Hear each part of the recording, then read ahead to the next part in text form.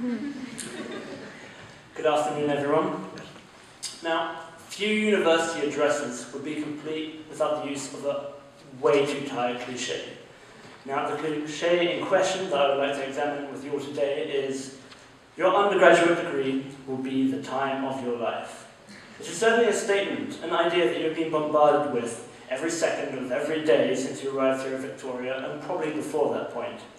The concept that the metaphorical peaks that we will summit socially, intellectually, and physically while here at university may never again be greater in the rest of our lives. My exploration of this aspirant truism begins in a positive place. Biologically speaking, it is correct to say that this is in fact the high point of our lives.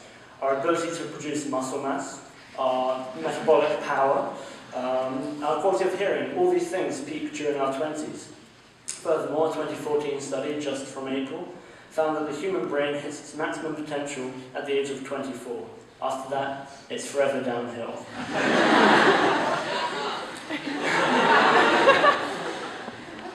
Now, on the topic of festivities, given that this is Frosh Week, you can also look at university as a social zenith.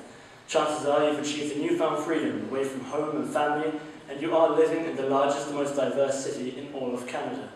Not only that, but you are surrounded by 83,000 fellow students, giving you access to an all-star selection of like-minded human beings. Once classes commence downtown, there will literally be thousands of other people the same age, with the same interests, and with similar ambitions, all within a 2-mile radius. Being such a ferociously intelligent, energetic, diverse, and driven environment lends itself perfectly to creating an intellectual ecosystem fit to match the finest our species can offer. Now, my apologies if I am harping on an academic point during Frosh Week. I know it's not the time or the place. Worry about that next week. But I'd just like to remind you of the kind of institution you are attending. Without trying to sound too arrogant, the University of Toronto has indeed produced 2 Governor-Generals, 4 Prime Ministers, 14 Supreme Court Justices, and 10 Nobel Laureates. It should be noted that 2 of those 10 came from Victoria. Now, our intellectual reach is far spread as well. Take, for example, a woman of the name Vera Freiberger, President of Latvia from 1999 to 2007. Latvia seems far enough removed from us all in the Beta Theatre of Toronto, Ontario, but you guessed it, in 1958, Freiberger graduated from Victoria. That is the kind of far-reaching living legacy that we and you all exist in currently. There is a but. While you may be indeed embarking on a voyage towards some may see as magnificent, there are definitely storms on your horizon on that voyage. University as the time of your life can be viewed in an indiscriminate fashion. Yes, you may reach dizzying new heights, but you may also never have fallen lower than some of the times you experience in university, simply because the challenges have never been greater before. Look at those around you for a second. Look at the row that you're sitting in. Just pick up 4 people. Okay? Chances are they're friends, maybe you just met them this week, maybe you've known them longer. Okay? This is going to be harsh, but I want you to consider the implications.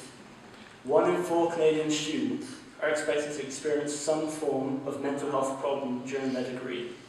Look again at those 4 students around you. 1 in 4 university students will face sexual assault during their degree. I'm not trying to shock you. Furthermore, the average debt for a university student in Canada to hold after finishing their undergraduate degree is now in excess of $25,000. There's a temptation to write off these statistics with the full logic of, that kind of thing doesn't happen to me, or those around me. The argument is, as I said, flawed. As in life that exists at university, both light and dark, and it would be foolish to try and pretend there's not currently a crisis of mental health in our generation. It would be foolish to cast aside the fact there's an unresolved issue of gender and race, whose shadow touches us all, whether we admit it or not. It would be foolish to view the current economics of our university education as acceptable or perfect. I'm not standing in front of you today to besiege your hopes and aspirations and with negative statistics and visions of hopelessness. What I am standing in front of you today is I want us to work together to counter these adversities that we will face in life and at university. There's a common thread in all these trials that I've brought up. That commonality is that they affect us all in some way or another. No man is an island, and what brings down one of us has the potential to bring down us all. The greatest enemy is not the problem itself, but that so much of the time we do not face our trials together, but as individuals. I came around to nearly all the residents of this week, and I picked on some of you with a question. For those who do not remember or who are not present, I selected a student at random and I asked, what can you do with $50? I got a variety of responses, my favourite being a whole load of Pop-Tarts. Now $50, for those who don't know, is more or less what each student gets to VUSAC each year. My follow-up question was, what can you do with $100,000? Everyone's answer was along the lines of, well, a whole lot of stuff. Again, $100,000 being the operating budget of VUSAC, more or less, given a couple thousand dollars. Now the idea and point behind my questioning was to show you how by combining our efforts we can achieve so much more than if we stand alone.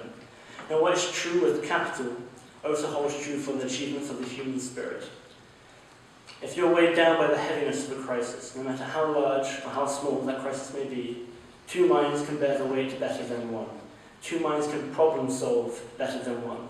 3 minds can do better than 2, 4 better than 3.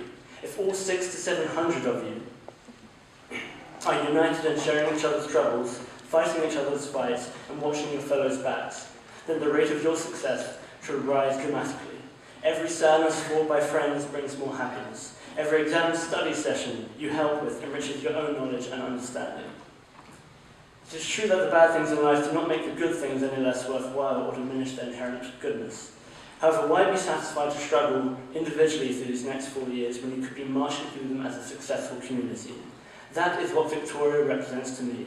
Not the time of my life necessarily, but the community of my life. A group of amazing people who can help me and be helped in turn through thick and thin. Because ultimately, everything I said about the time of your life, positives of university, still holds true. You are entering what I truly believe to be one of the greatest communities on earth. And when we strengthen the bonds of this institution and utilize our collective strength, the potential of us all as individuals will increase tenfold. Victoria is rich not just in history, but in resources. Prudent planning and stunning successes of past generations of Victorians mean there's more funding per student available here than at any other university or college in the country.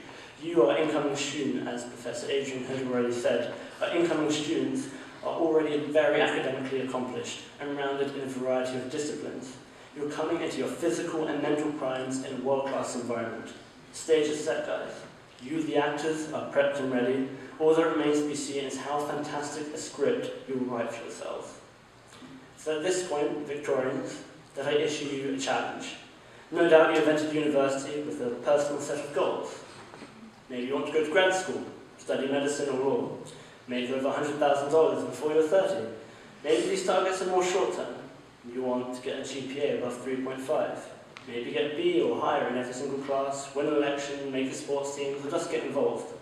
There's absolutely nothing wrong with setting personal goals, and in fact, I wholeheartedly encourage it. However, I believe you can do more. As such, I challenge you to a collective goal, Victoria University, graduating class of 2018. I challenge you to never turn your back on a fellow in need, to keep your mind and heart open to all those around you, to ask yourselves, what can you do to be a better friend to those friends closest to you? I challenge you as one to write the most dazzling story of a group of 700 university students who made their mark on each other and the rest of the world around them. Answer my challenge and face it head on, and the next 4 years will most certainly be the time of your lives.